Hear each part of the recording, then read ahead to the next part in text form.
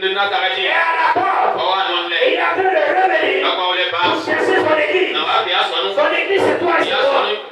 Et en cela, tu dois chercher à te sanctifier. Tu dois chercher à te sanctifier. À marcher conformément à sa parole. Tu dois marcher comme Dieu te demande de le faire. C'est pourquoi il nous a déjà prédit. Plus on va voir ces choses se manifester, s'accomplir, on doit nous donner la force à changer notre manière de marcher avec Dieu. Alléluia. Ce n'est pas le moment de prendre l'œuvre de Dieu comme un jeu. Ce n'est pas le moment de jouer dans la prière. Ce n'est pas le moment de jouer avec notre vie de consécration. Ce n'est pas le moment de demeurer dans l'impureté. Ce n'est pas le moment de demeurer dans les injures. Ce n'est pas le moment de demeurer dans la rébellion. Ce n'est pas le moment de rejeter la parole de Dieu. Qu'est-ce que Dieu me dit? Qu'est-ce que Dieu veut de moi? C'est ce que doit être l'objet de ma réflexion. C'est ce que doit être l'objet de tes pensées. Bien-aimé, parce que réellement, il y a des guerres dans le monde entier. On voit que des nations attaquent d'autres nations. On voit qu'il y a d'autres qui se tapent les plus pour dire que c'est moi le plus fort du monde.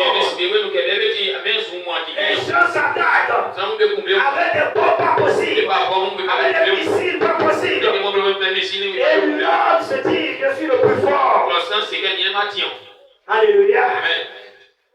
La parole de Dieu s'accomplit. Alléluia. Il dit, vous serez haïs. Et aujourd'hui, dans le monde entier, les chrétiens sont également haïs. Il y a des endroits où on ne peut même pas attendre Christ. Quand tu prêches Jésus, il va te tuer. Les gens sont prêts de se cacher pour parler de Jésus. Et ces lois continuent d'être signées dans le but de fermer l'église, dans le but de tourner l'église. Jésus nous a déjà prévenus. Bien-aimé, toi qui es enfant de Dieu, toi qui as reçu l'esprit de Dieu, c'est le temps d'être éveillé. Il dit, veillez et priez. Veillez et priez. De peur que vous ne tombiez en tentation.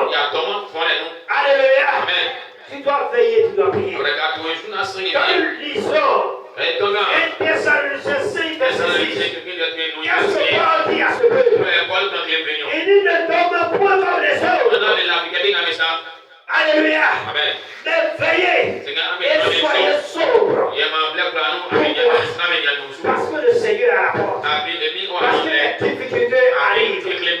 Les choses compliquées arrivent. Mais nous ne devons pas dormir. Nous devons persévérer. Quand nous lisons Matthieu chapitre 25, la Bible nous parle de 10 vierges.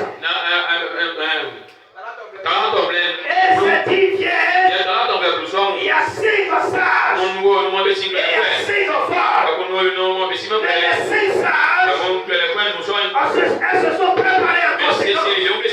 Elles ont pris des lampes. Elles ont pris de l'huile à côté encore. Elles se sont préparées. Tandis que les folles ont pris des lampes sans prendre des réserves, sans prendre l'huile en réserve. Et la Bible déclare, lorsqu'il faisait nuit, lorsqu'il faisait tard, elles se sont endormies. Elles se sont endormies. Et une personne a crié, l'époux arrive, lèvez-vous. Et alors ça raconte, lorsqu'ils se sont réveillés, les sages ont pris les lampes et elles ont commencé à partir. Mais les folles ont constaté que les lampes en train d'être diminuées. Et il n'y a plus d'huile pour mettre.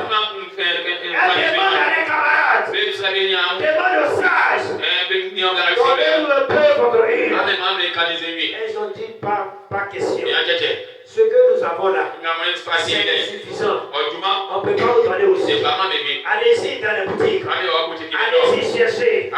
Et lorsqu'elles sont parties, quelques temps après, le maître est venu. Lorsqu'il est arrivé, il va partir avec elle. Et il va rentrer avec les sages dans le lieu qu'il avait déjà préparé. Et il a fermé la porte.